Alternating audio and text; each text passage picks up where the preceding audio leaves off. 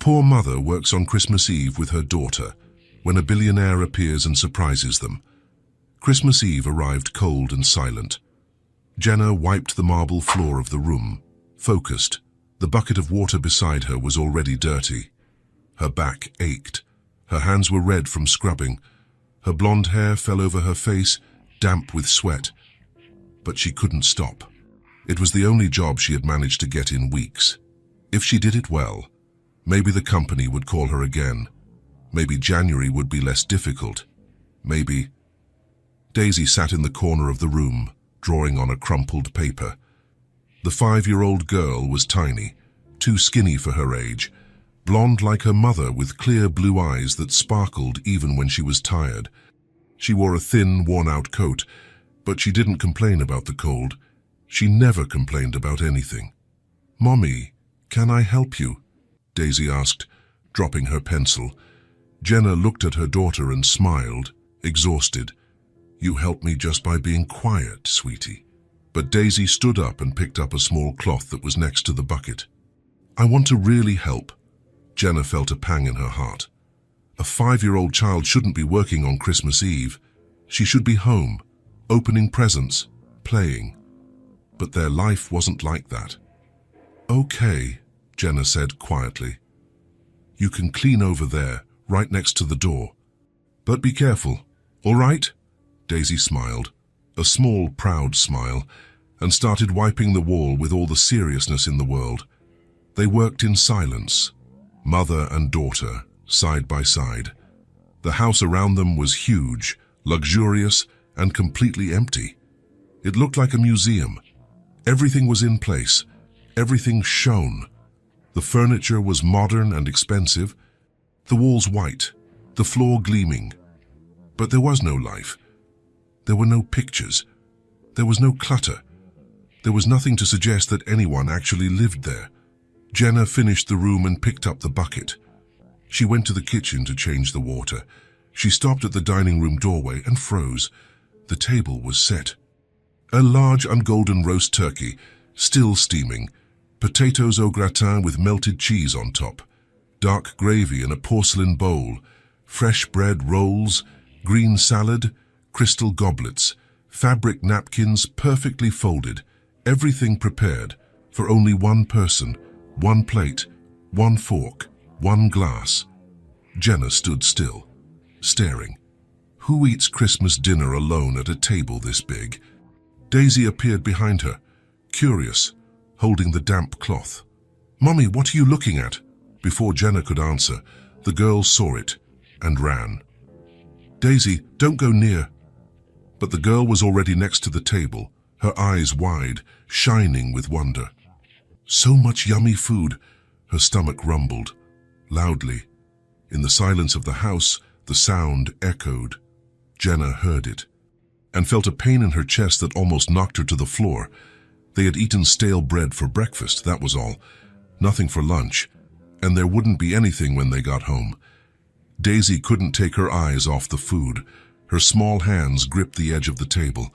She looked at her mother, then at the food again, then at the empty house around them. And then, with the brutal innocence of a child who doesn't understand shame, she spoke loudly. "Can we stay with you?" Jenna froze. "Daisy, come here right now." But the girl continued, pointing at the food. "There's nothing at home." The silence that followed was heavy and suffocating. Jenna felt her face burn. Shame arrived like fire. Her hands trembled.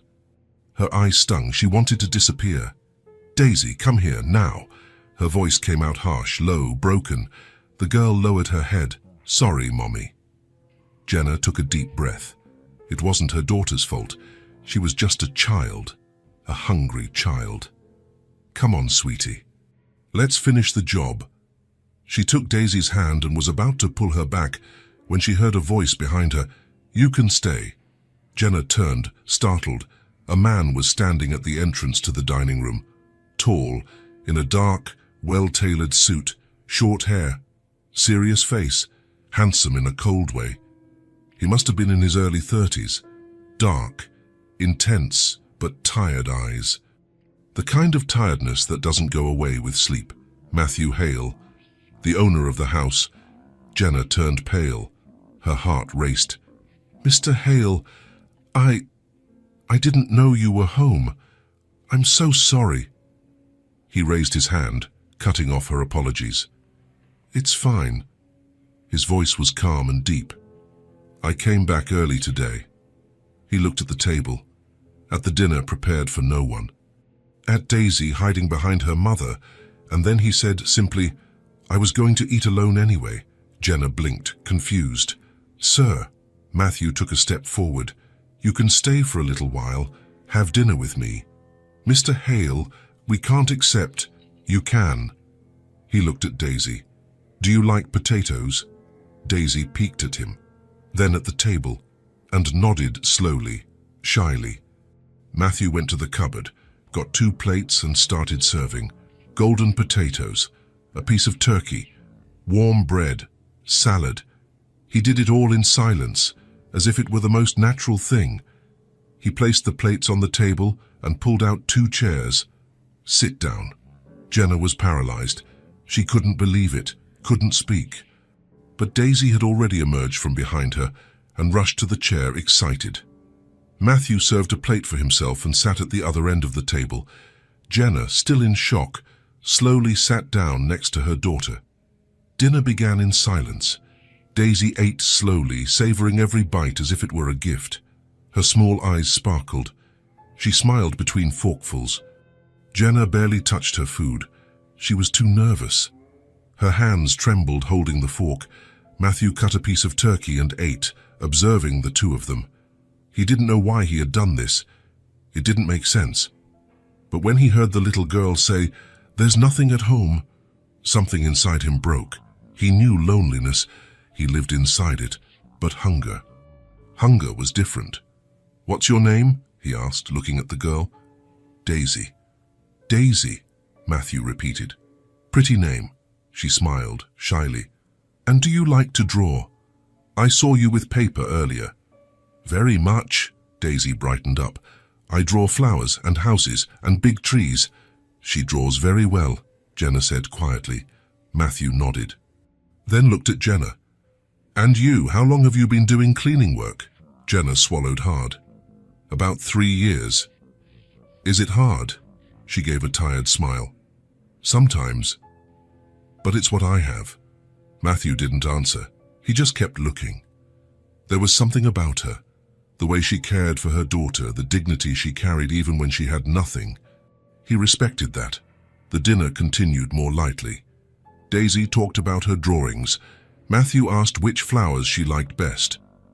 Jenna relaxed a little, allowing herself to smile. It was strange, but it was good. For the first time in years, Matthew's table wasn't empty. And for the first time in months, Daisy laughed while eating. When they finished, Daisy wiped her mouth with her hand and looked around. She saw the folded cloth napkins on the table. She picked one up and tried to fold it the same way. It came out crooked, crumpled, but she placed it carefully next to Matthew's plate. "Thank you," she said, her voice sweet. "You are very kind." Matthew stared at the napkin, small, imperfect, made with pure affection. Something inside him, something that had been buried for years, and began to stir. He picked up the napkin and put it in his suit jacket pocket. Jenna stood up, still disbelieving. Her eyes were glistening. "Mr. Hale, I don't know how to thank you. Seriously, thank you." Matthew stood up too. He looked at Daisy, who smiled at him with those clear, innocent eyes, and then he said, "Merry Christmas." Jenna took her daughter's hand and left, too emotional to speak. Matthew remained alone in the dining room. He looked at the table, at the dirty plates, at the leftover food, and at the empty space where they had been sitting. For the first time, the house didn't feel so cold. He touched the napkin in his pocket and smiled, a small, almost invisible smile, but real. The next day arrived grey and cold. Jenna woke up early, as always. The apartment was freezing. The heater had broken 2 months ago and she didn't have the money to fix it. She put her coat over her pajamas and went to the kitchen, her bare feet on the cold floor. She opened the refrigerator and stopped, almost empty. One egg. Half a loaf of bread wrapped in a plastic bag. 2 small, bruised apples she had bought at the corner market. That was all they had. Jenna closed her eyes and took a deep breath, her hands shaking on the refrigerator door. She couldn't break down. Not now. Not in front of Daisy. She grabbed the egg and the bread. She was going to make a small omelette, share it with her daughter, and hope someone called with work, anything. "Good morning, Mommy." Jenna turned quickly, forcing a smile. Daisy was at the kitchen door, in her pajamas, her blonde hair messy, rubbing her clear blue eyes. "Good morning, love." Jenna tried to sound cheerful. "Did you sleep well?" "I did." Daisy walked to the table and climbed onto a chair. "I dreamed about yesterday's food." Jenna felt her heart clench. "You did?" "Uh-huh. About the potatoes." "And the turkey." Daisy smiled. "It was yummy even while sleeping." Jenna turned her back, pretending to look for something in the cupboard. She didn't want her daughter to see the tears in her eyes. "That's good, sweetie. That's good. What are we going to eat today?" "Omelette. With toast." Daisy looked at the open refrigerator. She saw the emptiness. The girl was small, but she wasn't foolish. "There's only 1 egg." "Yes, but we can share it." Daisy was quiet for a moment, her feet swinging from the chair. Then she said, with that strange seriousness only children have, "Can we share it really small so it lasts longer?" Jenna closed her eyes. Her hands trembled as she cracked the egg into the frying pan. She didn't answer because she didn't trust her own voice. She made the omelette in silence. She cut it into 2 unequal pieces. The bigger one for Daisy, of course. Always the bigger one for Daisy. She served it with the toast that was already hard on the edges. Daisy ate slowly, chewing each piece carefully, making it last. Jenna could barely swallow. Every bite seemed to weigh a ton. When they finished, Daisy took her plate to the sink. Serious, "Thank you, Mommy. It was good." "You're welcome, my love." Jenna washed the dishes, the 2 plates, the 2 forks, the frying pan, and looked at the refrigerator again. Only the 2 apples remained, 1 for today, 1 for tomorrow, and after that, she didn't know. She went to the small table in the living room where she kept the bills. She opened the drawer and pulled out the envelopes. Rent, late. Electricity, late. Cut-off notice. Water, paid, but only because they had already threatened to cut it off before. Internet, cut off 2 weeks ago. Jenna ran her hand over her face, trying to think, trying to organize her thoughts, trying not to panic. She picked up her cell phone and dialed the number she already knew by heart. "Clean Express, good morning." "Hi, this is Jenna. I was wondering if there's any work today." Silence on the other end, the sound of keys being typed. "Let me check here." Jenna gripped the phone tightly. Her heart was racing. Her fingers were white from the pressure. "Look, Jenna, there's nothing for today, sorry. Nothing at all, not even half a day's work, anything. Nothing. Hardly anyone requested cleaning. People traveled for the holidays. Everyone's away. What about tomorrow?" "Nothing scheduled for tomorrow either. Maybe things will get better next week." Jenna closed her eyes. Next week? How was she supposed to wait until next week? "Okay, thank you anyway." "Sorry, Jenna. I'll call if something comes up." She hung up and stood still, holding the phone. The cracked screen reflected her tired face. Daisy was on the living room floor, drawing on old paper she had picked up from the building's recycling bin. She didn't know there was no food. Didn't know there was no money. Didn't know her mother was 1 step away from collapsing completely. Jenna took a deep breath. She wasn't going to break down. She wasn't. She always found a way. Always. But for the first time in a long time, she didn't know what that way was. The phone rang. Jenna looked at the screen, thinking it was the company again, maybe with some last-minute job, but the number was unknown. She answered, suspicious. It could be a bill collector. It could be the landlord. "Hello? Jenna?" The voice on the other end was deep, calm, controlled. Masculine, she knew that voice. "Mr. Hale, yes, Can I speak to you for a minute?" Jenna jumped to her feet, nervous. Her heart raced again, but for different reasons. Why was he calling? Had he complained about her work? Was something wrong with the cleaning? Had she done something? Of course. Go ahead, Mr. Hale. Matthew hesitated on the other end. She heard him breathing. I was thinking about yesterday. Jenna felt her face flush. Shame returned like a wave. He was going to say it was embarrassing, that he didn't want her to work there anymore. That, I would like to offer you a permanent job here at the house. Jenna froze. The world stopped. What? A permanent job, not through the company, directly with me. He paused. You would come every day. You would take care of the house. I would pay well and... Another pause. Daisy can come with you. Jenna couldn't speak. The words were stuck in her throat. Her heart pounded so fast she thought she would faint. Her eyes stung. Her hands trembled. Jenna, are you still there? I am... Sorry, I just didn't expect that. I know it's sudden, but I need someone. And you do a good job. You're organized. You're careful. It wasn't just that Jenna knew. He had seen Daisy's hunger. He had seen their situation, and he was offering help in the only way that didn't feel like charity, employment, dignity, a chance. I accept, Jenna said quickly before he could change his mind, before she woke up from this dream. I accept, Mr. Hale. Thank you so much. Seriously, thank you very much. Good. His voice sounded lighter, almost relieved. Can you start tomorrow? Yes, I can. What time? 8 o'clock? Perfect. I'll be there. You can count on it. Until tomorrow then, Jenna. Until tomorrow, and thank you, truly. She hung up and started to cry. It wasn't a cry of sadness. It was relief. It was gratitude. It was the weight of 1,000 tons lifting from her shoulders. It was being able to breathe again. Daisy looked at her mother, dropping her pencil, startled. Mommy, why are you crying?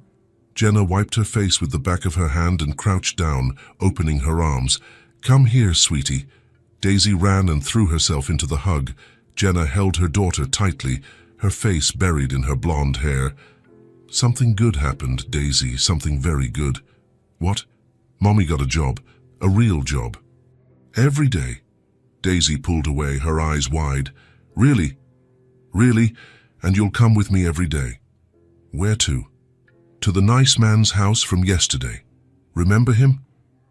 Daisy broke into a huge smile, the kind that lit up her whole face. The one who gave us food. That's the one. The girl hugged her mother tightly, laughing. I like him, Mommy. Me too, sweetie. Me too. Jenna held her daughter, her eyes still wet, her heart finally managing to beat more slowly. They were going to be okay. For the first time in a long time, she believed it. Before, Matthew had always loved silence. Since childhood, he preferred to be alone. He read, he studied, he thought. When his parents died in a car accident, he was 23 studying engineering. Matthew shut down completely. He inherited his father's construction company, small at the time, and plunged into work. He worked 16 hours a day, every day, weekends, holidays, Christmas. He built buildings, made fortunes, expanded, and forgot what it was like to have someone around. He had a few girlfriends over the years. They didn't last long. They complained that he wasn't present, that he was cold, that he lived for his work. And it was true. Matthew didn't know how to be any other way. The big, empty house was perfect for him. Silent, organized, predictable, no noise, no voices, no interruptions. It was all he knew. It was all he thought he needed. Silence was comfort, solitude, routine. He didn't miss anything, or at least he thought he didn't, until yesterday. Until he saw a 5-year-old girl smiling at him with a crooked napkin in her hand. Until he saw a mother trying to hide her daughter's hunger with dignity. Until he realized his house was a tomb. Beautiful, expensive, impeccable, but dead. Matthew couldn't explain why he had called Jenna, It didn't make rational sense. He didn't need a permanent maid. He could continue hiring the company. He could continue living alone as he always had. But when he woke up that morning, the house was too silent, too heavy, too empty. And he found himself thinking about Daisy's laugh, the way she had folded the napkin, the sparkle in her eyes when she ate. So he picked up the phone and called, without thinking too much, because if he thought about it, he wouldn't call. Now Jenna started the next day. She arrived at 8 on the dot, with Daisy by her side, both holding hands. Both had bathed and put on the best clothes they had, which weren't much, but they were clean and neat. Matthew opened the door and gave a nod. "Good morning." "Good morning, Mr. Hale," Jenna said nervously, her hands gripping her purse strap. "You can call me Matthew." She blinked, surprised. "Are you sure?" "I am. Mr. Hale was my father." Daisy took a step forward and waved shyly. "Hi, Mr. Matthew." Matthew looked at the girl and almost smiled. Almost, "Hi, Daisy. Did you sleep well?" "I did. I dreamed about the potatoes." He blinked, confused. "About the potatoes?" "Uh-huh. They were very yummy." This time, Matthew smiled. A small but real smile. "Saz, that's good." He showed Jenna the house, explained what needed to be done, where things were kept, how he liked it done, but without pressure, without demands. "If you need anything, just let me know," he said. "And Daisy can stay wherever she likes. You don't need to hide her. The house is big. There's plenty of space." Jenna looked at her daughter and felt a lump in her throat. "Thank you, Matthew." He nodded and went up to the office on the second floor, and that's where everything changed. Jenna began to clean. She mopped the floor, organized the living room, cleaned the window panes, arranged cushions, dusted. Daisy stayed in the living room, drawing on the floor, surrounded by papers Matthew had left for her. But it wasn't silence that filled the house. It was life. The sound of the cloth on the floor, the water running in the sink, Jenna humming softly as she worked, old songs her mother used to sing, and Daisy talking to herself as she drew, Daisy asking about colors, Daisy laughing at something only she understood, Daisy singing along with her mother, off-key and happy. Matthew was in the office, trying to focus on work. He had online meetings, reports to review, contracts to sign. But he heard everything, every little laugh, every soft step on the floor below, every childish question floating up the stairs. "So, Mummy, can I draw a big house?" "You can, sweetie." "And a giant tree?" "You can. And a dog, and a cat, and little birds." "You can draw anything you want, Daisy." Matthew stopped typing. He tilted his head, listening, concentrating on those sounds that shouldn't mean anything, but they did, and he noticed something strange, almost disturbing. He was smiling. It wasn't a big smile. It was small, almost imperceptible, but it was there, tugging at the corners of his mouth. He got up and went to the office door. He opened it slowly, took a peek down the stairs. Daisy was on the living room floor, surrounded by colored papers. She drew intently, her tongue sticking out, her blonde hair falling on her face. She mumbled to herself, telling a story only she knew. Jenna was in the kitchen, cleaning, humming softly. The house was alive. Matthew went back to the office, but couldn't concentrate. Because for the first time in years, he didn't want silence. He wanted to hear more. The days passed like this.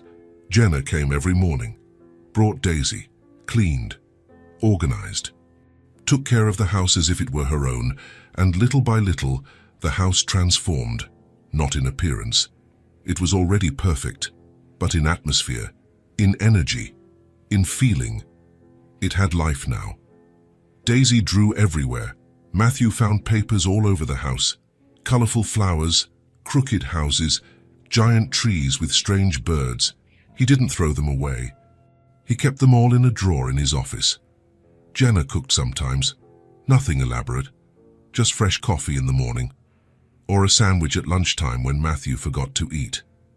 She didn't have to do it, but she did, and he didn't complain. Matthew started coming home earlier. Before it, he stayed late at the company office. He avoided going back because there was no reason. The empty house was just empty. Now there was a reason. He would arrive at 6, sometimes even earlier, and hear Daisy's voice. "Look, Mommy, I drew you." "Oh, that's beautiful, sweetie. I look very pretty." "And this is Mr. Matthew." Matthew paused at the door, listening. "And is it? How did you draw him?" "Tall, with a serious face. But he's kind on the inside." Jenna laughed softly. "That's true, he is." Matthew smiled on the other side of the door. That smile was getting easier and easier. One day, he arrived and found Daisy on the couch, sleeping, a drawing book open on her lap, the marker still in her hand. Jenna was finishing cleaning the kitchen, her back to the living room. Matthew stopped and looked at the girl, so small, so fragile, so peaceful. He went to the closet, got a soft blanket and placed it over her. Slowly, carefully.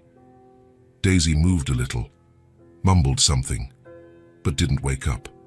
Matthew stood there for a moment, just watching, observing her tranquil face, her soft breathing, and he felt something strange in his chest.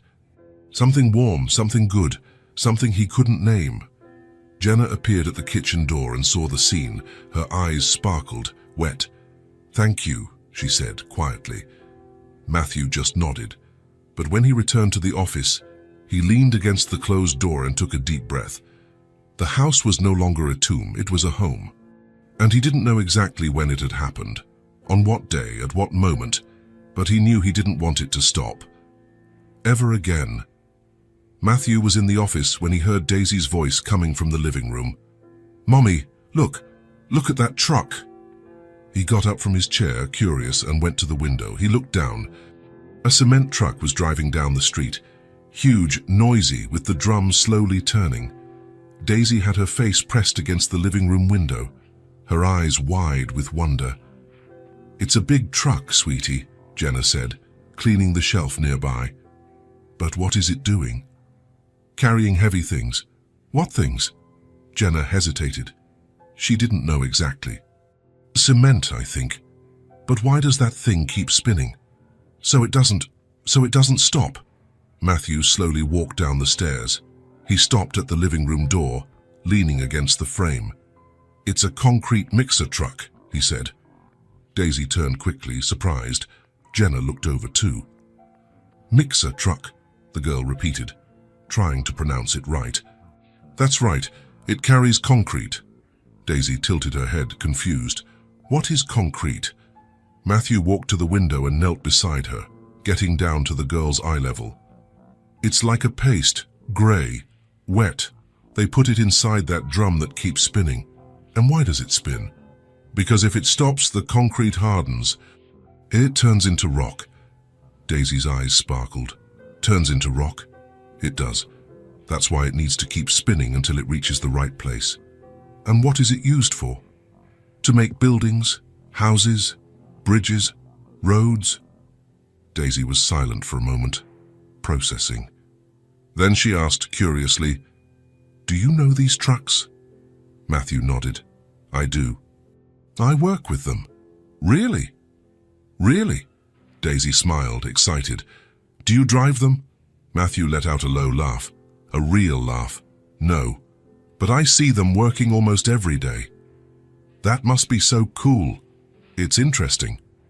Jenna stood near the shelf, the cleaning cloth forgotten in her hand. She watched the scene with a pleasant tightness in her chest. Matthew was crouched down, talking to Daisy as if it were the most natural thing in the world, explaining patiently, smiling, truly smiling. She had never seen him like that. In the following days, Daisy started asking more questions, lots of questions. Matthew was having coffee one morning when she appeared in the kitchen with a paper in her hand. "Mr. Matthew, can I show you something?" He lowered his cup. "Of course." It was a drawing of a building, crooked, disproportionate, but clearly a building. It's a giant building, with lots of windows, It turned out very well, he said, sincerely. How many floors does it have? Daisy counted on her fingers, looking at the drawing. Wow, 6. 6 floors is a good size. She sat in the chair next to him, swinging her legs that didn't reach the floor. How do you build a real building? Matthew took a sip of coffee, thinking about how to explain it simply. First, you dig a hole in the ground. A hole? Yes.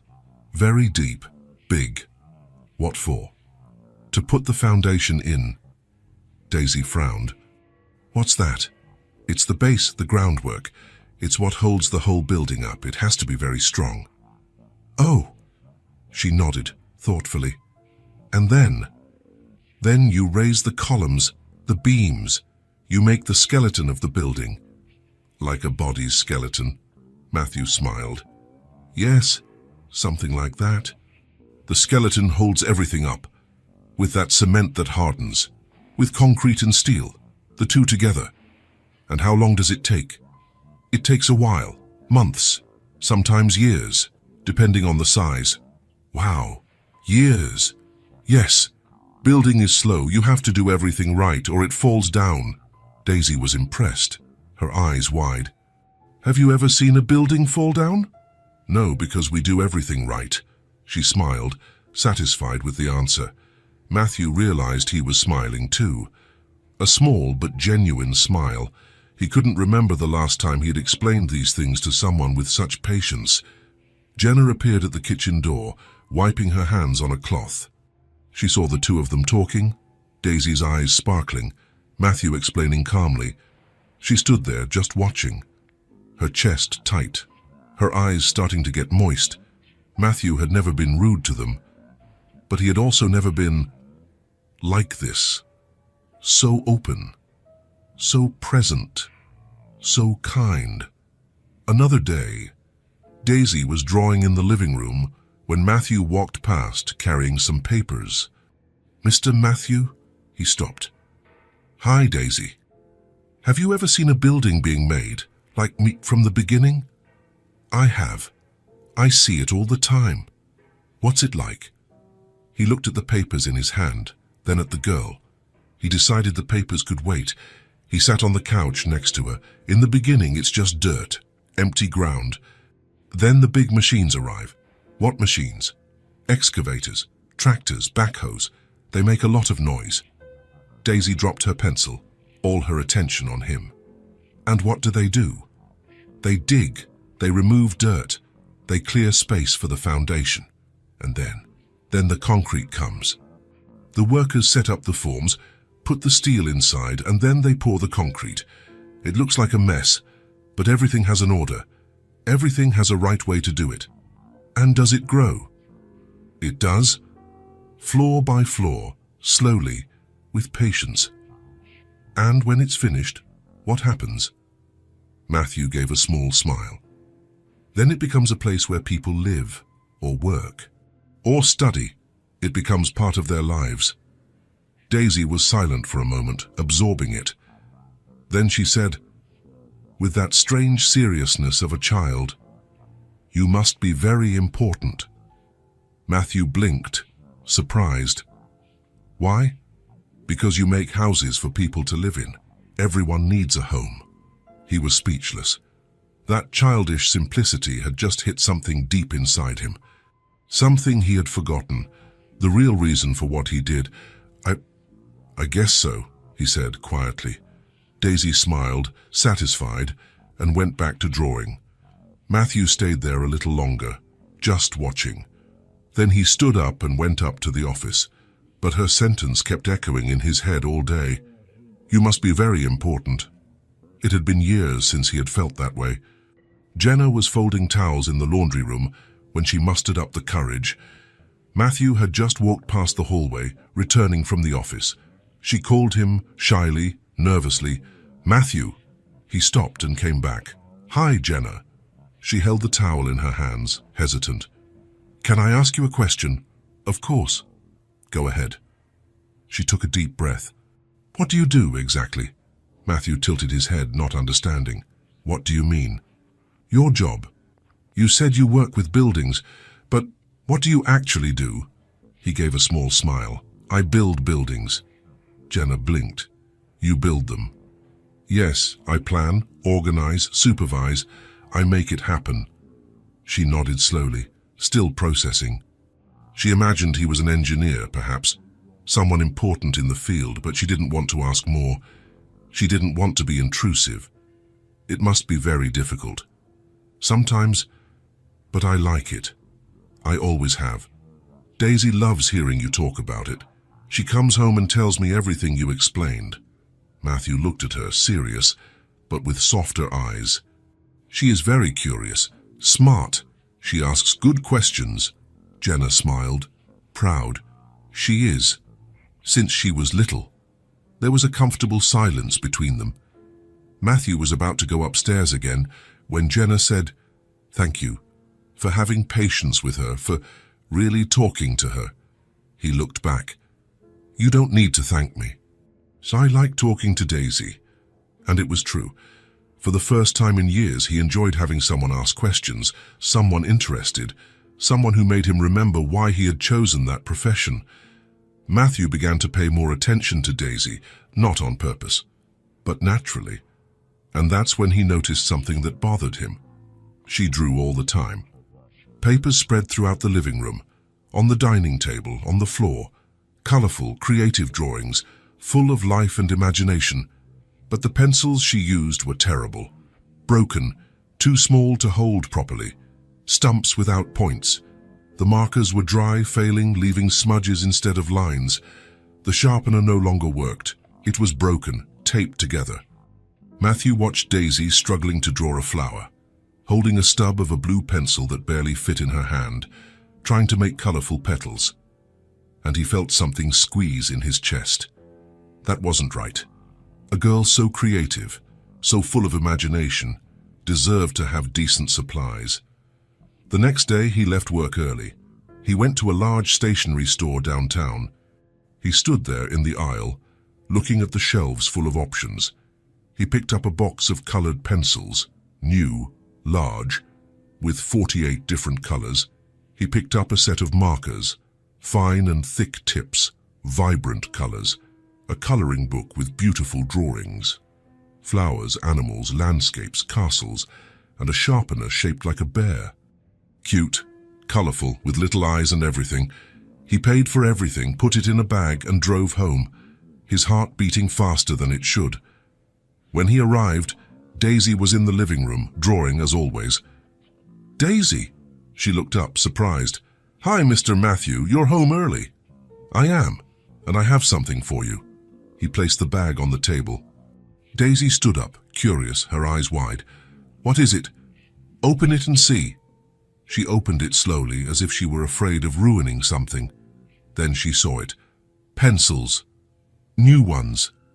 Lots of pencils. She picked up the box, admiring it. So many colors. 48. And markers. Also, she pulled out the coloring book. And a book to color. With princesses and flowers. And there's one more thing. She reached into the bag and pulled out the sharpener. A little bear. It's a sharpener. But it's a bear. It's both. Daisy looked at everything on the table. Then she looked at Matthew, her huge blue eyes sparkling, full of emotion. "All this is for me." Matthew nodded. "It is. Really? I can keep everything." "You can. It's yours." Daisy stood still for a second, just staring. Then she dropped everything on the table and ran to him, her small arms wrapped around his waist. Daisy's face pressed against his body, the tight, sincere, pure hug, full of gratitude. Matthew froze. He didn't know what to do. He stood there, motionless, his arms by his sides, tense, his heart beating faster, his hands trembling slightly. He wasn't used to this. He didn't know how to react. But then, slowly, carefully, he raised his hands and returned the hug. It was strange, it was uncomfortable, but it was good. Incredibly good. "Thank you, Mr. Matthews," Daisy said, her voice muffled against him. "You are the best in the whole world." Matthew closed his eyes. Something inside him, Something that had been locked up, forgotten, rusted by years of solitude, began to stir again, to melt. "You're welcome, Daisy," he said quietly, his voice hoarse. She pulled away, smiling hugely, and ran back to the new pencils. Matthew stood still processing what had just happened. Jenna was at the kitchen door. She had seen everything. Her eyes were wet, glistening, her hand over her mouth, trembling, her face completely emotional. Matthew looked at her. They stared at each other in silence. He didn't know what to say. He had no words. Jenna shook her head slowly, smiling through her tears, and whispered, "Thank you." Matthew nodded, embarrassed, awkward, and quickly went up to the office. But when he closed the door, he leaned against it and took a deep breath. His legs were weak, his heart racing. He could still feel Daisy's arms around him. He could still feel the warmth of the hug. And for the first time in a long, long time, he didn't feel alone. Daisy spent the rest of the day drawing with the new pencils. She made flowers, houses, colorful buildings, giant trees, little birds, and she made a special drawing. 2 people, one tall, one small, holding hands. She colored it carefully, chose the exact colors, did her blonde hair, his suit, and wrote below, with her crooked, careful handwriting, "You are my new friend." She left the drawing on his office desk. Matthew found it later, when he returned to finish some emails. He picked up the paper, looked at it, read it. He felt his chest tighten again. He ran his finger over the crooked letters, over the simple drawing, over the 2 of them holding hands. And he put it away, in the same drawer where the folded napkin from Christmas Eve was, in the same drawer where he kept everything Daisy made. Because now, those small, simple things meant more than any $1,000,000 contract he had ever signed. They meant he was no longer living alone in an empty house. They meant that little by little, without realizing it, he was learning to feel again, to care again, to live again. Matthew leaned back in his chair, holding the drawing, and closed his eyes. And for the first time in years, he felt happy, simply happy. Matthew woke up to the sound of voices. It wasn't loud, it wasn't invasive. But it was there, filling the silence that had always dominated that house. He looked at the clock. 7:30 in the morning. Jenna and Daisy had already arrived. He got up, put on a shirt, and walked down the stairs slowly. The kitchen was different. The smell of fresh coffee, the machine on, 2 clean cups next to the stove. Jenna was in the living room, mopping the floor, humming softly.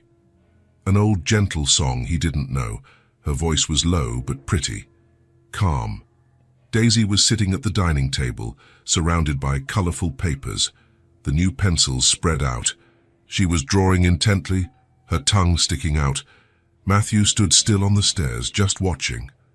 That scene so simple, so common, so alive. He had never realized how dead the house was before. "Good morning," he said, stepping down the last steps. Jenna turned, surprised, but smiling. "Good morning, Matthew. Sorry if we woke you up." "You didn't. I was going to get up anyway. I made coffee. It's still warm. Thank you." Daisy looked up and waved with a handful of ink. "Good morning, Mr. Matthew. Look how many drawings I've made already." He walked to the table.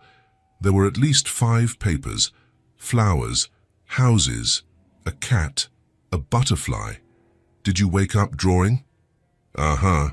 I like to draw in the morning. The colors are prettier." Matthew smiled. "They are." He poured the coffee and sat down in the kitchen. From there he could hear everything. Jenna humming as she cleaned, Daisy mumbling to herself, telling stories to the drawings, the sound of the pencils scratching the paper, Jenna's soft steps on the marble floor. Matthew closed his eyes for a moment, just listening. It was strange, but it was good. Very good. The days continued to pass like this. Matthew started noticing the details. Children's drawings scattered around the house, on the dining table, on the kitchen counter, on the couch, on the entrance sideboard, once even on his office desk. He didn't complain. He didn't throw them away. He gathered everything and put it in a box he had set aside just for that. Jenna's voice filling the empty rooms. She sang while she worked, old songs, some cheerful, others melancholic, but always with that softness that calmed him, that made the atmosphere lighter. And Daisy talked non-stop. "Mommy, why are clouds white?" "Because they are made of water, sweetie. But water is transparent." "It is. But when a lot of tiny water gathers in the sky, it turns white." "Oh, and why does it rain?" "Because the clouds get heavy and the water falls." "And the sun, doesn't it dry the water?" "It does, but it takes time." Matthew smiled, listening to these conversations. Sometimes he stopped what he was doing just to listen better, just to feel that presence. The house had sounds now. It had movement. It had life. And for the first time, he realized that's what had always been missing. One day, Matthew left early for an important meeting downtown. A contract meeting, big proposal. Usually he was focused, excited about this sort of thing, but that day he could only think about returning home. The meeting ended in the middle of the afternoon. He drove back fast, anxious. He opened the door and felt it, the emptiness. Jenna and Daisy weren't there. Their workday was over. They had already left. The house was impeccable, as always, clean, organized, perfect, but dead. Matthew dropped his briefcase on the couch and stood still in the living room, looking around. There were no drawings on the table. There were no voices. There were no soft footsteps. There was none of Jenna's quiet singing. There were none of Daisy's endless questions. There was no life. He went to the kitchen, empty, silent. He went to the dining room. Nothing. Only the heavy silence. He went up to the office, sat in his chair, tried to work, but he couldn't concentrate. Something was missing. Someone was missing. And then Matthew understood, with a clarity that startled him. It was them. He missed them. Matthew stood still, processing that. It was strange, uncomfortable. He had lived alone for years. He always preferred it that way. He always thought silence was comfort, was peace. But now the silence was just empty. He looked at the clock. 5:30 in the afternoon. They would only be back tomorrow morning. 15 hours. 15 hours of an empty house. Matthew got up and went to the drawer where he kept Daisy's drawings. He opened it, took a few out. A colorful flower, a giant building, a drawing of the two of them holding hands. He smiled, a small but genuine smile, and realized something that both scared and warmed him. He didn't want to live alone anymore. Not like this. Not in this silence. The next day, Matthew woke up earlier than usual. He waited in the kitchen, drinking coffee, looking at the clock. When he heard the key in the door, his heart sped up. "Good morning," Daisy yelled, running in. "Good morning, Daisy. I brought a new drawing. Already. I made it last night. It's you again." She showed him. It was him, tall, in a suit, smiling. "Am I happy in the drawing?" "You are, because you get happy when we arrive." Matthew blinked. He swallowed hard. "I do. You do. We can tell." Jenna appeared at the door, smiling. "Good morning, Matthew." "Good morning." He looked at her, then at Daisy, then at the house around them. "It's good that you're here." Jenna tilted her head, noticing something different in his voice. "Is everything all right?" "Everything. Just really good." He couldn't explain more. He didn't have words for it, but Jenna understood. She saw it in his eyes. She saw the way he looked at Daisy, the way he breathed a sigh of relief. She smiled, her heart tight. "We like being here too." Matthew nodded and went to the office but left the door open to be able to listen. The voices, the laughter, the quiet singing, the life that now filled every corner of that house. That night, when Jenna and Daisy left, Matthew stood at the door. "See you tomorrow," Jenna said. See you tomorrow." "Bye, Mr. Matthew," Daisy shouted, waving. "Bye, Daisy, sleep well." He stayed there until they disappeared around the corner. He closed the door. The house went silent again. But it was different now, because he knew that tomorrow they would return, that the house would be filled with life again. And that made all the difference. Matthew went up to his room, lay down, and looked at the ceiling. He thought about how it was before, the loneliness he no longer even noticed, the emptiness that had become routine. And he thought about how it was now. The drawings, the laughter, the voices, the presence.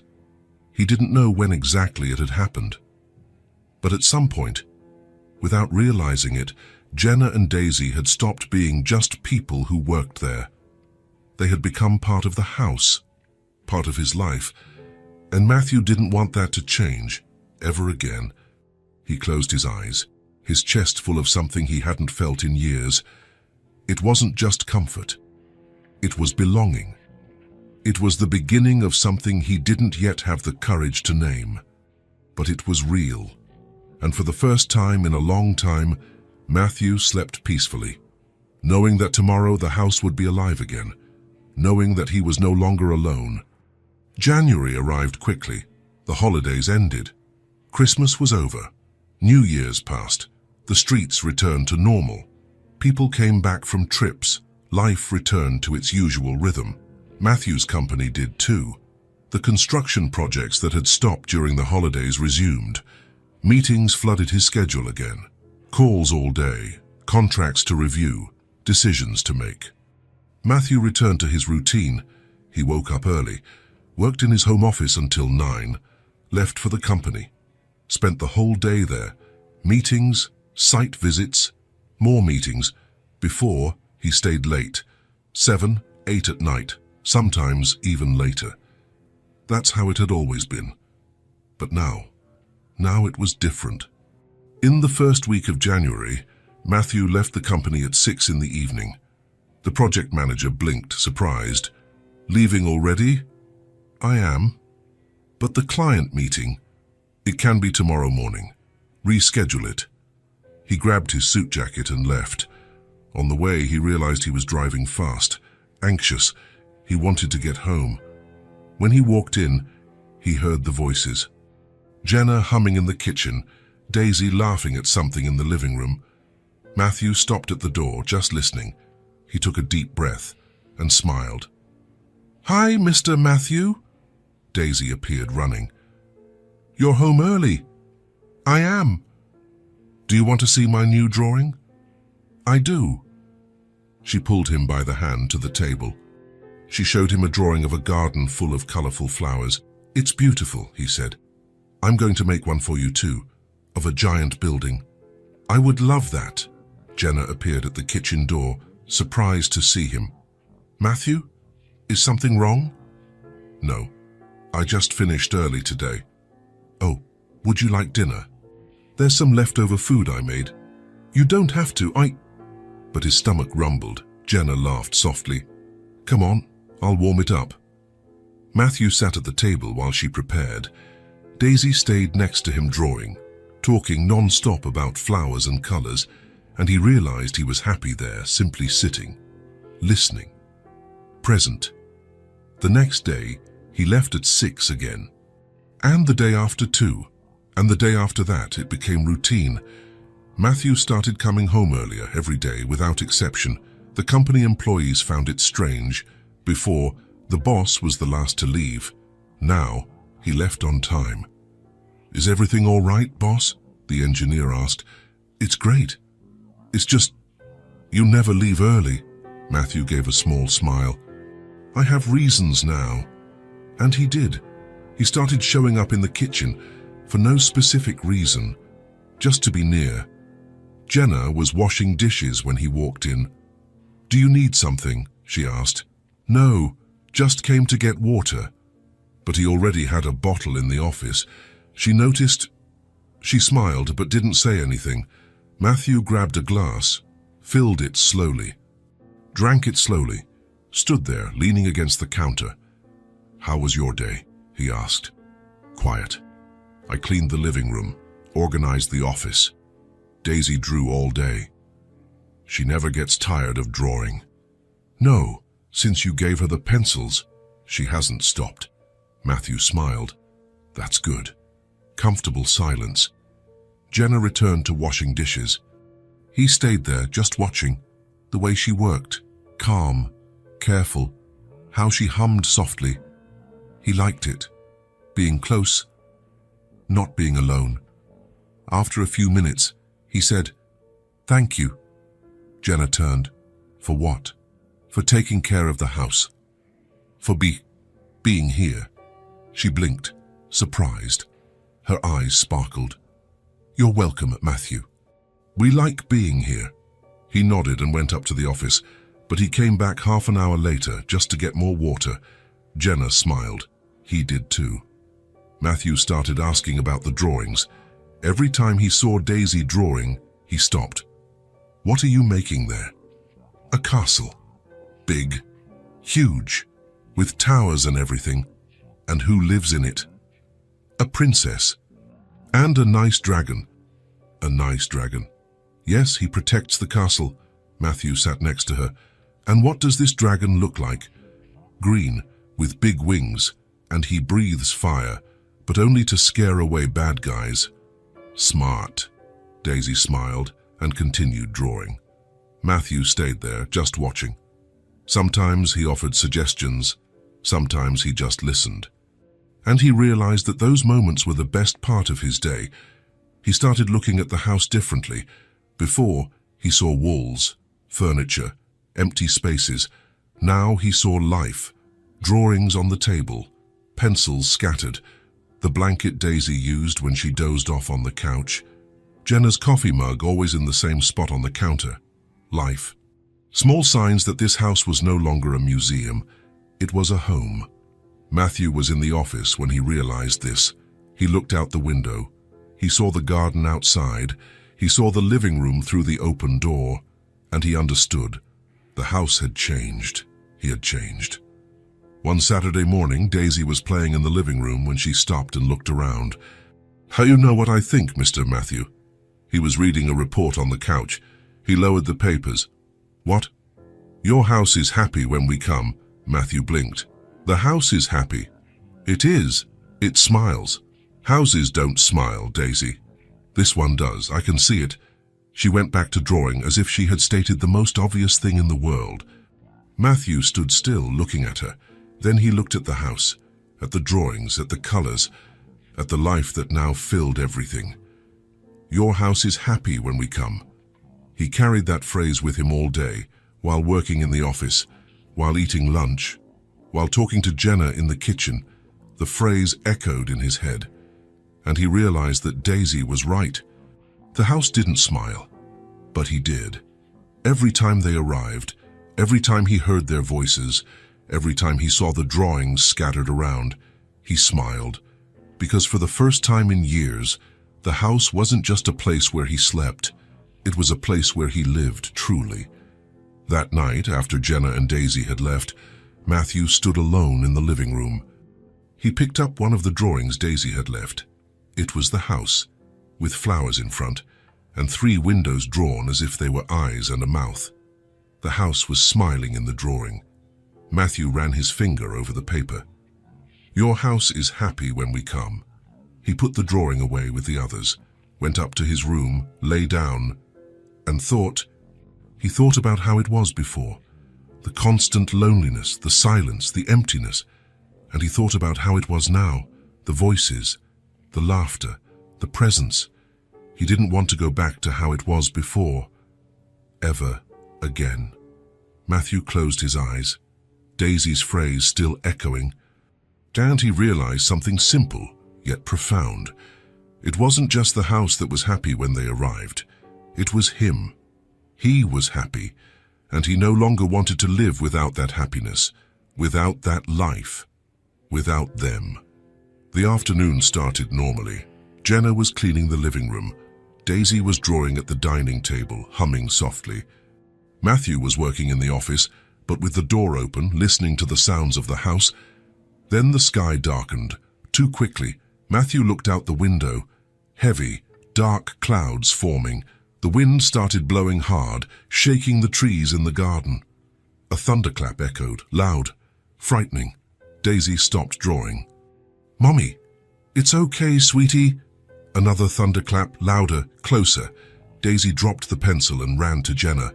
"Mommy, I'm scared." Jenna dropped the cloth and hugged her daughter. "Calm down, it's just noise." But the rain started. Heavy, violent, hitting the windows as if trying to get in. Matthew rushed down the stairs. He saw Daisy clinging to her mother, trembling. "Is everything all right here?" Jenna looked at him, worried. "It is. She just got scared." Another thunderclap. Daisy flinched. "I want to go home," she said, tearfully. Jenna looked out the window. The rain was torrential now, lightning slicing through the sky, thunder shaking the walls. "We need to go, Matthew," she said nervously. "Sorry, but no." He took a step forward. "Don't go out now. It's dangerous. But we live far away, if the rain gets worse. All the more reason. Stay here until it passes." Jenna hesitated. She looked at her daughter, at the storm outside, at Matthew. "I don't want to be a bother." He shook his head. "You are not a bother." He paused, took a deep breath. "Please stay. I enjoy your company." The silence that followed was different from the others. Jenna looked at him, really looked. She saw something in his eyes she had never seen before, vulnerability. "Are you sure?" she asked quietly. "I am." Another thunderclap. Daisy held on tighter to her mother. Jenna nodded. "Okay, we'll stay until it passes." Matthew breathed a sigh of relief. "I'll prepare something for us to eat." The rain kept falling. Matthew went to the kitchen and opened the refrigerator. He had chicken, vegetables, pasta. He wasn't an excellent cook, but he knew the basics. He started preparing dinner, grilled the chicken, sautéed the vegetables, cooked the pasta. Jenna appeared at the door with Daisy still clinging to her. "Do you need help?" "No, you can stay with her." "Matthew, I can..." "I know, but today I'll do it. You two rest." Jenna stood there, watching. Seeing Matthew cook was strange, but it was good. Daisy finally let go of her mother and went to the window, watching the rain from afar. "That's a lot of water," she said. "It is," Matthew agreed, "but it's safe inside here." "Is your house strong?" "Very strong. Nothing gets in here." Daisy seemed to calm down a bit. Half an hour later, dinner was ready. Matthew set the table. He put out 3 plates, 3 glasses, cutlery, napkins. He lit a candle in the center of the table. Not because the power was out, but because it looked nice. "You can come," he called. Jenna came with Daisy. She stopped when she saw the set table. "Matthew, sit down." They sat. Matthew served. Grilled chicken, vegetables, pasta with simple sauce. Daisy tasted it and smiled. "Out, it's yummy. Thank you. You can cook." "I know the basics." Jenna ate slowly, observing everything, the table, the candle, Matthew across from her, Daisy next to her, calmer now. It felt like a family. The word came before she could stop it, and it hurt. It hurt because it wasn't true. It hurt because it could never be. But it felt like it. They ate in silence for a few minutes. The rain continued outside, but inside it was warm. Safe. "Mommy, can I have more?" Daisy asked. "You can, sweetie." Matthew served her more. He smiled, watching the girl eat heartily. "Do you like to cook?" Jenna asked. "Not much, but it's not bad." "Have you lived alone for a long time?" He nodded. "I have." "Since my parents died." Jenna blinked. "I'm sorry, I didn't know." "It's okay. It was a long time ago." "How old were you?" 23. "Wow, so young." Matthew gave a small, sad smile. "I was. But life goes on, right? It had to go on. And you never met someone. Married." He shook his head. "I dated a few times, but it never worked out. I worked too much. I didn't know how to be present. And now," He looked at her directly in the eyes. Now I'm learning. Jenna felt her face heat up. She looked away. Daisy, don't play with your food, sweetie. The girl was stacking pieces of vegetables on her fork. Sorry, Matthew smiled. She can play. Today she can. After dinner, they stayed in the living room. Daisy lay down on the couch, tired. Jenna covered her with a blanket. The girl closed her eyes and fell asleep quickly. Matthew and Jenna sat in the armchairs, facing each other. The rain was still falling, calmer now. Thank you, Jenna said quietly, for letting us stay, for everything. You don't need to thank me. She looked at Daisy sleeping, then at him. You've been so kind to us. I don't know how to truly thank you. You don't have to thank me. He stopped, searching for words. I needed you here as much as you needed to be here. Jenna felt her eyes sting. I never expected to meet someone like you. Like me. Kind. Patient. Who cares? She took a deep breath. After my husband died, I thought the world was just bad people. People who don't care. Matthew remained silent. Waiting, Jenna continued, her voice trembling slightly. He was a good man, hard worker, did everything for me and Daisy. She wiped away a tear. But the company he worked for, they didn't care. They didn't care about him. What company was it? Jenna looked at him. Hale Construction. Matthew felt the floor disappear beneath his feet. His heart stopped. The air grew heavy. What? His voice came out hoarse. Hale Construction.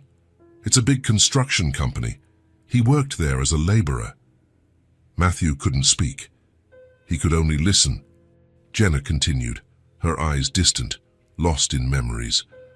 He was pressured all the time, impossible targets. He had to finish projects quickly, always quickly. He worked overtime every day, came home late, tired, exhausted. She wiped away another tear. I told him to rest, to talk to his boss, but he was afraid of losing his job. We needed the money. So he endured it. Matthew felt his throat closing up, his chest tightening. He couldn't breathe properly.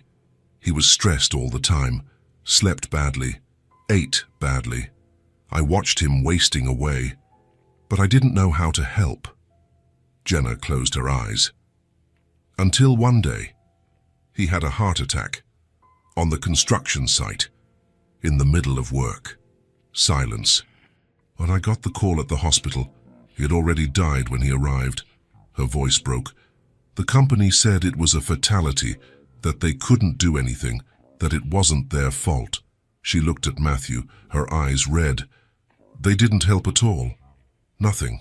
Not with the funeral, not with money, nothing. I was left alone with a baby. No money. Nothing. Matthew was motionless, frozen, guilt crushing him in a way he had never felt. It was his company. The pressure was his fault. The targets were his. The death was his fault. I'm so sorry, he managed to say, his voice breaking. Jenna wiped her face. It's not your fault, Matthew. You have nothing to do with it. Sometimes I need to talk about him, so I don't forget. But it was his fault. Everything was his fault. Jenna looked at him, noticing the heavy silence. Sorry, I shouldn't have said anything. I made things awkward. No, you can talk. He couldn't continue. Jenna interpreted the silence as discomfort, as if she had said too much, as if she had crossed a line. I think the rain has stopped, she said, getting up. We can go. Jenna, thank you for dinner and for letting us stay. She went to Daisy and gently woke her up. Come on, sweetie, let's go home. Jenna, wait. But she was already at the door, gathering her things. Daisy, sleepy, held her mother's hand. A good night, Matthew. And they left. The door closed. Matthew was left alone in the living room, motionless, in shock, guilt consuming him alive. He didn't sleep that night. He sat in the office, staring at the wall, thinking about Jenna's husband, the man who died working for him, thinking about the targets, the pressure, the overtime, everything he had built, everything he had created. It had killed a man and left a woman alone, with a child. Jenna, Daisy. God, Daisy. Matthew put his head in his hands, and for the first time in years, he cried. The next day, Jenna arrived later than normal. Matthew was in the kitchen waiting. "Good morning," she said, formally, distant. "Good morning." Heavy silence. Daisy went to drawer in the living room, sensing the tension. Jenna stood still, holding her purse. "Matthew, I need to say something." He looked at her, his heart heavy. "Say it." She took a deep breath. "I think it's best if I don't work here anymore." The words were like a punch. "What? Why?" I said too much yesterday. I made things awkward. And I don't want it to be uncomfortable for you. Jenna, it wasn't. It was. I saw it. You got quiet. I crossed a line. So it's better this way.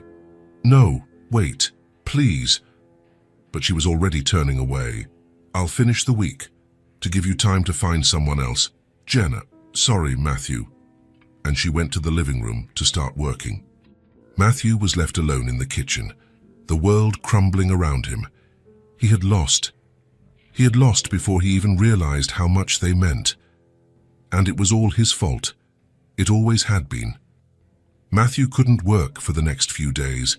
He couldn't sleep properly, couldn't eat, couldn't think about anything else. Jenna's husband's story was destroying him inside. He lay in the dark, hearing her words echoing. He was pressured all the time. Impossible targets. Worked overtime every day. Had a heart attack on the construction site. The company said it was a fatality. The guilt was suffocating, heavy, unbearable. He had built that system. He had created that pressure. He had killed a man, and he had destroyed a family. Jenna, Daisy. Matthew got out of bed in the middle of the night, went to the office, turned on the computer, and started searching. He opened the company's files from the last 5 years, HR reports, employee records, workplace accident documents. He started reading everything, every page, every line, and what he found made him sick. Excessive demands, impossible targets, absurd deadlines, constant pressure from supervisors, vague threats of firing if they didn't meet the targets, unpaid overtime, exhausted workers, frequent accidents. He read testimonies from employees who had left, ignored complaints, denied requests for help. "My supervisor said if I didn't finish by Friday, I'd be out. I worked 14 hours straight. No break, no lunch. I asked to go to the doctor. They said there was no time." Matthew ran his hand over his face, feeling nauseous. How had he not seen this? How had he let it get to this point? He continued searching. He found the name. Jenna's husband, Daniel Carter, laborer, worked for 3 years at the company. Matthew opened his file. Overtime record, 60 hours of overtime in the last month, 58 the month before, 62 the month before that. Filed complaints. "I need a day off. I'm exhausted."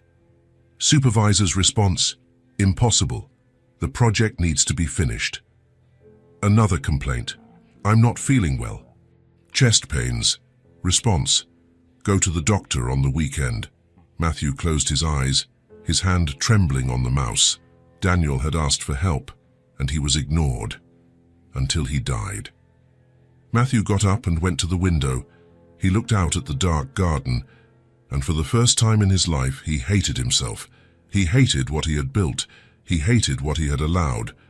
He hated the man he had become. But hatred wouldn't change anything. He needed to act. Matthew scheduled an urgent meeting with the entire board of directors. On Monday morning, everyone was in the conference room. 10 people, directors, managers, supervisors. "Good morning," Matthew said, walking in. "Good morning, boss." "What happened?" "You look tired." "I know." He sat at the head of the table. "I need to talk about something important." Everyone went silent.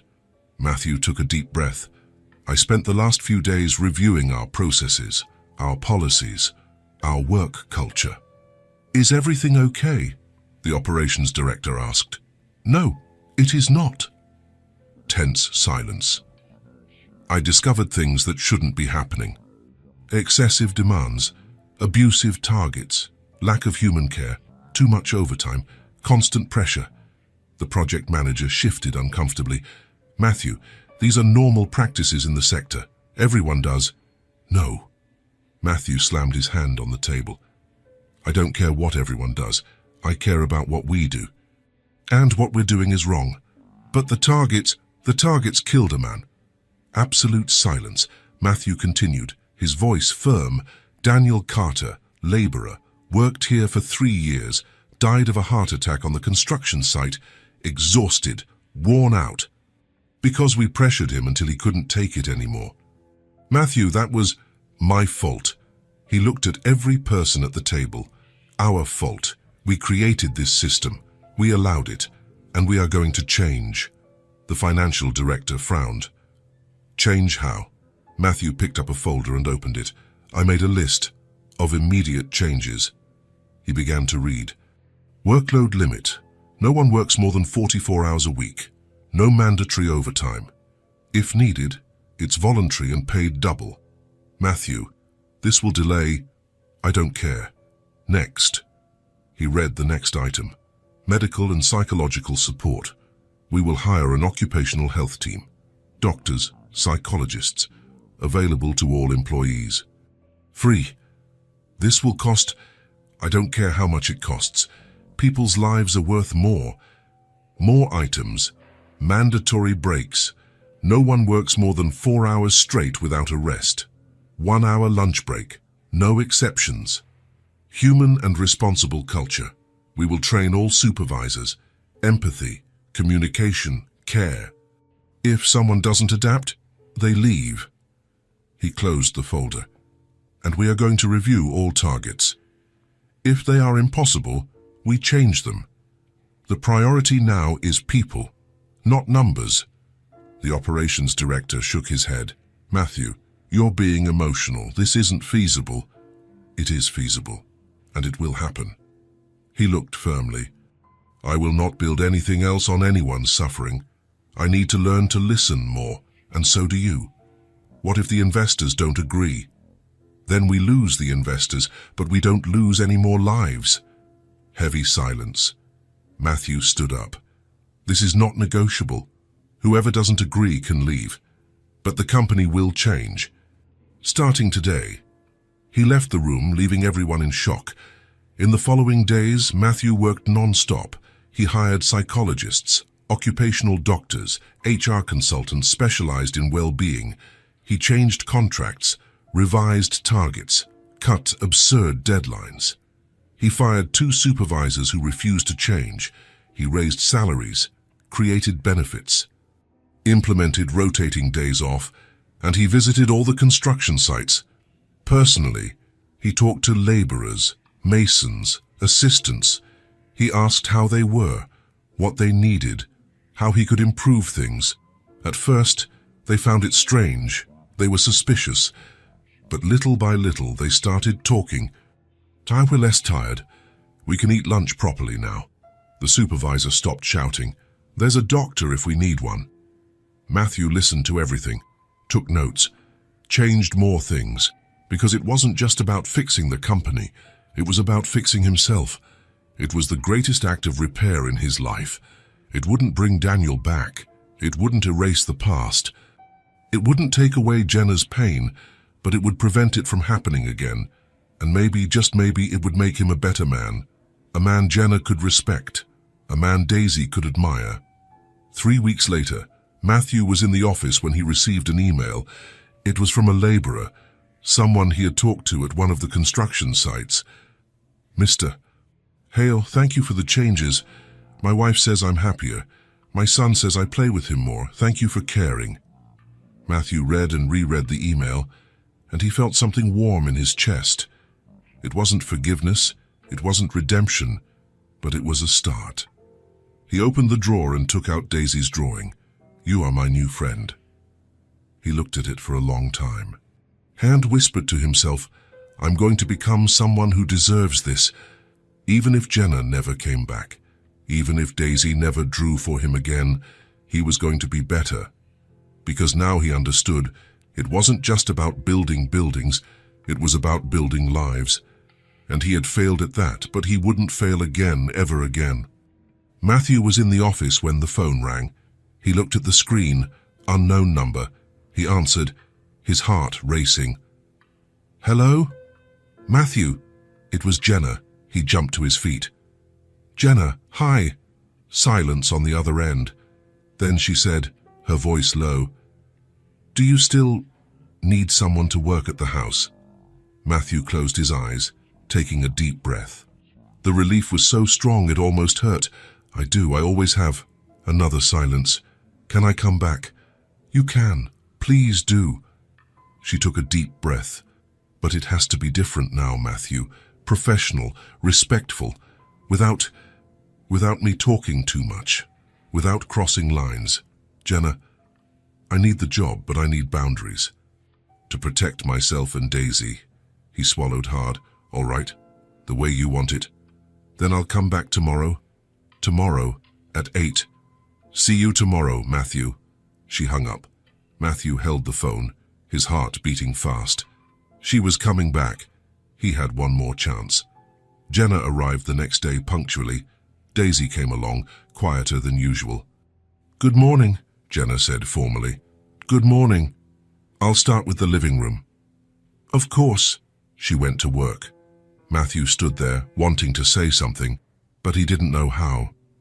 Daisy sat at the table, drawing in silence, not talking, not asking questions, not smiling. Matthew felt his heart clench. He had broken something. And he didn't know if he could fix it. The first few days were tense. Jenna worked in silence, professional, distant, polite, but cold. Matthew respected it. He didn't pressure her. He didn't try to force conversation, but he watched. He saw how she avoided looking him in the eyes, how she left the kitchen when he entered, how she kept her distance. And it hurt. Daisy was different too. She still drew, but she left the papers on the table. She no longer showed them to him. She didn't ask about buildings. She didn't smile. Matthew missed those moments. He missed them both. A week later, he came home early. Daisy was drawing. He stopped near the table. "Can I see?" She looked at him, hesitant, then pushed the paper toward him.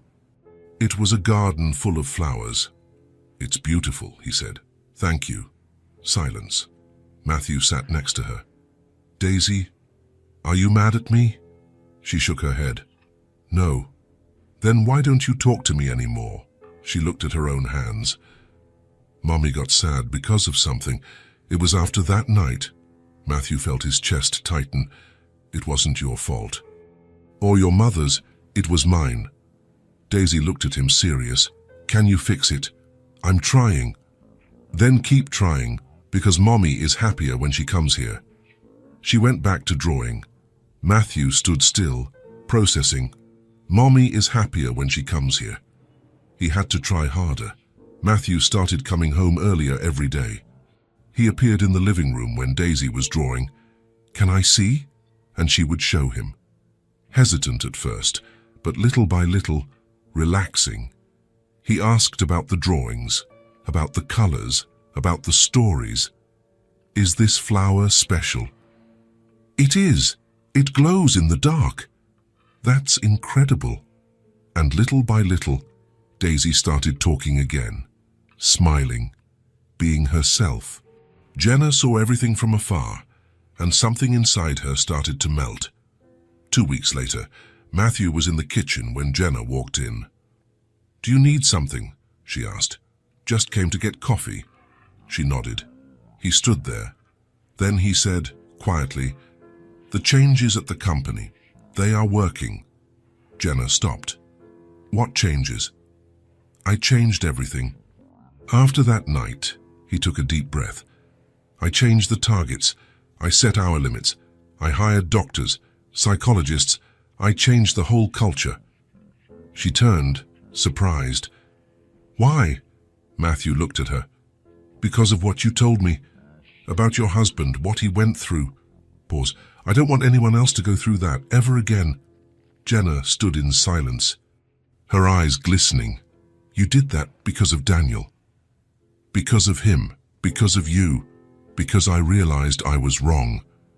He took a step forward, and that I needed to change." Her eyes became moist. "Matthew, I know it doesn't change the past. It doesn't bring him back, but I needed to do something." She wiped away a tear. "Thank you for caring." "I cared, Jenna, very much." They stood there looking at each other, and for the first time in weeks, the distance seemed smaller. After that, things changed. Slowly, naturally. Jenna started talking more about Daisy, about life, about small things. Matthew listened, really listened. He asked questions. He cared. One evening, the rain started heavily again. Daisy became nervous. "I think we'll have to wait," Jenna said. "Stay for dinner," Matthew said. "Please." She hesitated, then nodded. "All right." They ate dinner together, the three of them. Daisy talking non-stop, Jenna smiling, Matthew genuinely laughing, and realizing that this was what he wanted most. The dinners began to happen more often. Once a week, then twice, then 3 times. Matthew cooked. Jenna helped. Daisy set the table, proud. They talked about everything, about the day, about plans, about dreams. "Daisy wants to be an artist when she grows up," Jenna said. "Really?" Matthew looked at the girl. "I do. I'm going to draw pretty houses and giant buildings." "You'll be great. Can you teach me about buildings?" "I can, whenever you want." Daisy smiled hugely. Jenna looked at Matthew and saw something different in him. He was no longer the closed-off and distant man. He was present, someone who cared. And she realized she liked him, not as a boss, as a man. Matthew was also noticing things. How Jenna's smile lit up the room, how her laughter was the best part of his day, how anxiously he waited for their arrival, how much he missed them when they left. Jenna was no longer just the maid. She was no longer just a mother in need. She was someone he admired, for her strength, for her dignity. She was someone he respected, for her choices, for her courage. And she was someone he wanted near, always. One evening after dinner, Daisy fell asleep on the couch. Matthew covered her. Jenna came into the living room. "She loves sleeping here," Jenna said quietly. "She can sleep here whenever she wants." Jenna smiled. "You've changed a lot, Matthew." "I have." "You have. You were so closed off. And now, you're different. It's because of you two." She looked at him surprised. "What do you mean?" "You taught me how to live again, how to feel, how to care." He took a deep breath. "I didn't know that's what was missing until you arrived." Jenna felt her heart race. "Matthew, I know it's still complicated. I know I messed things up, but I..." Pause. "I like having you here more than I should." She was silent. Then she said softly, "I like being here too. We like it." They stood there looking at each other, and Matthew realized that something had changed. It was no longer boss and employee. It was something more, something real, something he didn't want to lose ever again. Jenna gave a small smile and went to pick up Daisy to take her home. But before leaving, she looked back. "Matthew? Yes? Thank you for everything. For being you." He nodded, speechless. And when the door closed, he stood there, alone in the living room, but not feeling lonely, because he knew that tomorrow they would return. And that every day, the distance between them got smaller. Every day he got closer to something he never thought he would have again. A family. A home. Love. Matthew went up to his room, his heart lighter than it had been in years.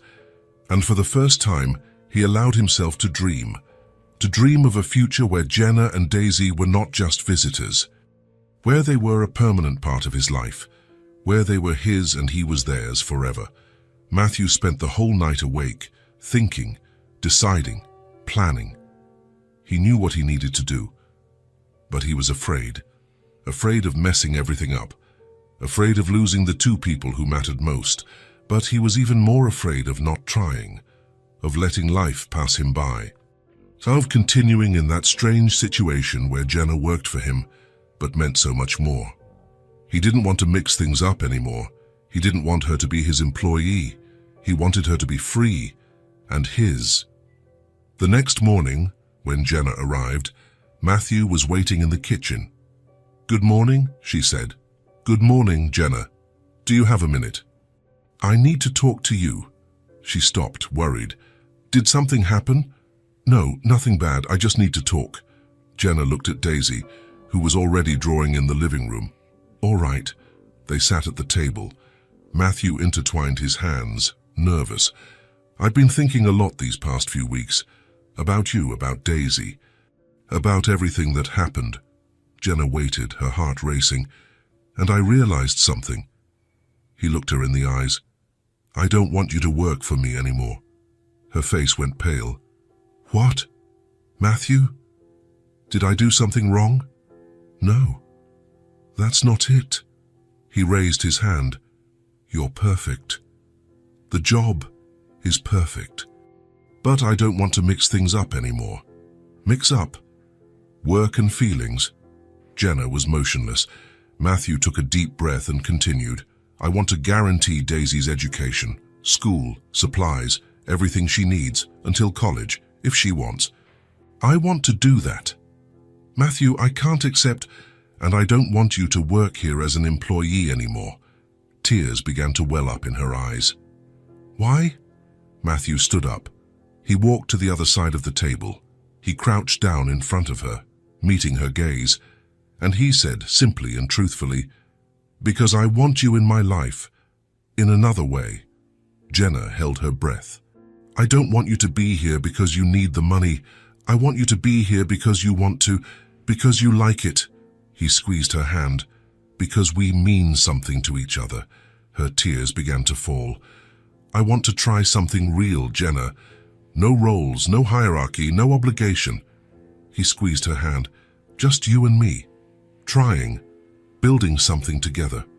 "For real?" she cried, unable to speak. "You don't have to answer now," he said quickly. "You can think." "Yes." Matthew blinked. "What?" "Yes." She wiped her tears, smiling. "I want to try. Are you sure?" "I am." He let out a relieved laugh.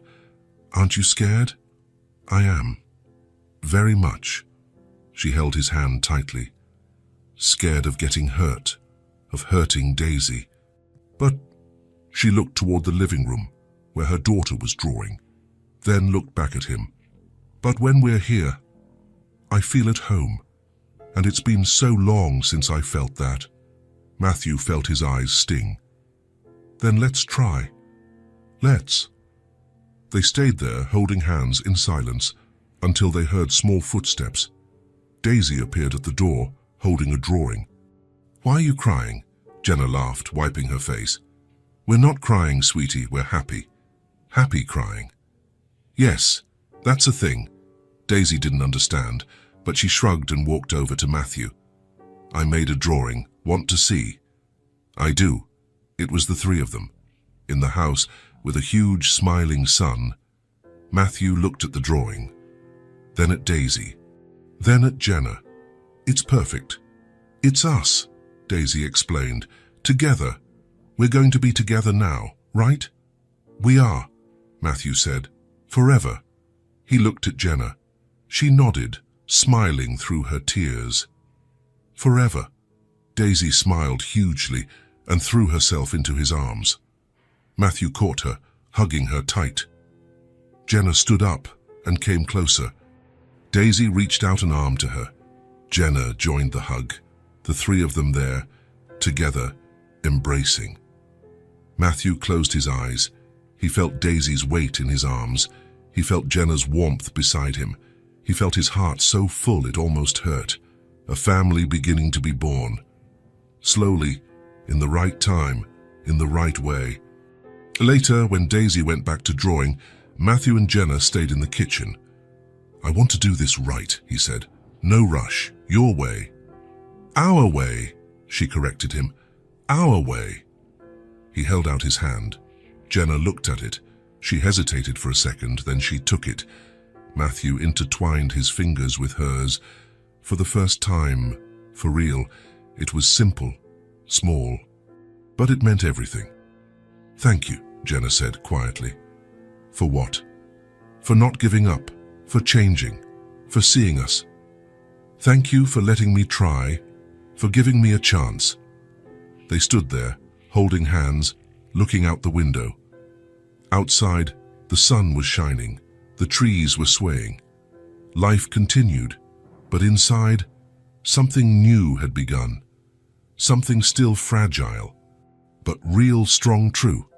Matthew looked at Jenna, she looked back, and they smiled, because they knew it wouldn't be easy, that there would be challenges, that there would be fears, but they were going to try. Together. 6 months later, the house was no longer silent. It was full of life. Drawings on the refrigerator, toys on the floor, laughter echoing through the hallways. Daisy ran barefoot through the house. Jenna sang in the kitchen. Matthew worked in the office, but always with the door open, because he didn't want to miss a single sound, a single moment. One evening, the three of them were on the couch watching a movie. Daisy in the middle, almost asleep. Jenna leaning against Matthew's shoulder, his arm around her. "Are you happy?" she asked quietly. "Very, and you?" "Very." They stayed there, in comfortable silence. Matthew looked at Daisy sleeping, at Jenna by his side, at the house around them that was no longer empty. And he realized he had found what he had always been searching for without knowing it. It wasn't success. It wasn't buildings. It wasn't money.